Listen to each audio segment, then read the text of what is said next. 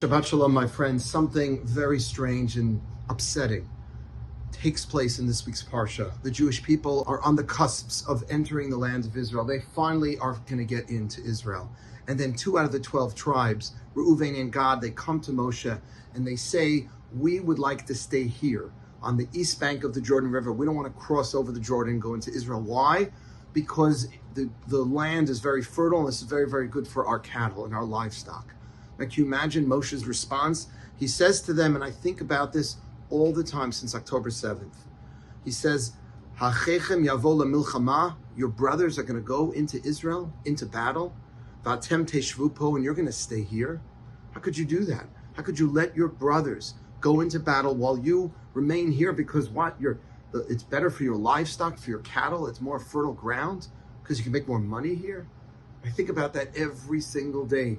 Us Jews living in the diaspora, watching our brothers and sisters fight our enemies, and we know they're not just fighting for their survival, they're fighting for our survival too. And Moshe, though, brokers and negotiates an arrangement with these two tribes that they will go in and fight with their brothers and sisters, and only after they have conquered the land, settled the land, can they come back and live outside of Israel, to live out in Chutz La'aretz. But then there's this strange twist. At the end, there's the tribe of Menashe, which gets split up. Moshe splits up the tribe of Menashe, puts half in Israel and half with Reuven and Gad, who are now living outside of Israel. Why does he do this? They didn't even ask for it. And one of my teachers, Rabbi Schachter, suggested it's so that there would always be a connection between diaspora Jewry and Israeli Jewry. By having one tribe that's split up, would ensure a connection, a continuity between Jews living outside of Israel and Jews living in Israel. That is so fundamental that we feel that even though we perhaps are living in two different places, we are one nation.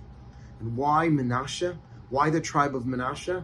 Because Menashe, of course, was one of the two sons of Joseph.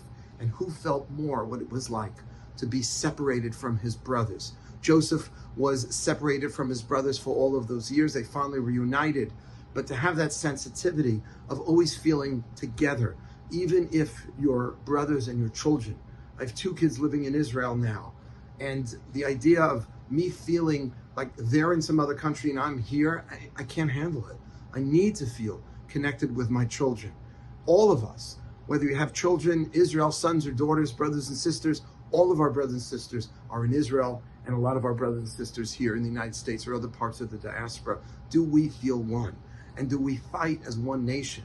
Moshe told Reuven and Gad, those 2 tribes, you can stay here on the east bank of the Jordan River. There is some sort of precedent for Jews living outside of Israel, but only after you fight and help settle the land, then come back.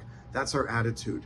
We may not physically live in Israel, and we may not physically fight in Israel, but we are part of the battle. We are part of the mission of the Jewish people to be in Israel, to be a light amongst the nations, wherever we live, one nation, one tribe of Menashe split up in 2 parts to remind us that we are always one people. Shabbat Shalom. As we now enter the 9 days leading up to Tisha B'Av, let's remember this lesson of feeling connected, not only with people living in other geographical places, but living at different times.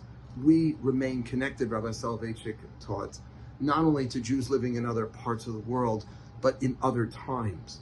And we stay connected to our ancestors who lost the temple, whose temple we are still trying to rebuild. And I truly believe this, that if we can feel connected as one and feel that even if we're physically not there, we are still there and fighting with them, then that is one step closer in the rebuilding of the temple. And please God, the 3rd temple, when all the Jewish people will be back in Israel. Shabbat Shalom. Hey, please like and subscribe so we can get these really important videos out to a larger audience. Thank you.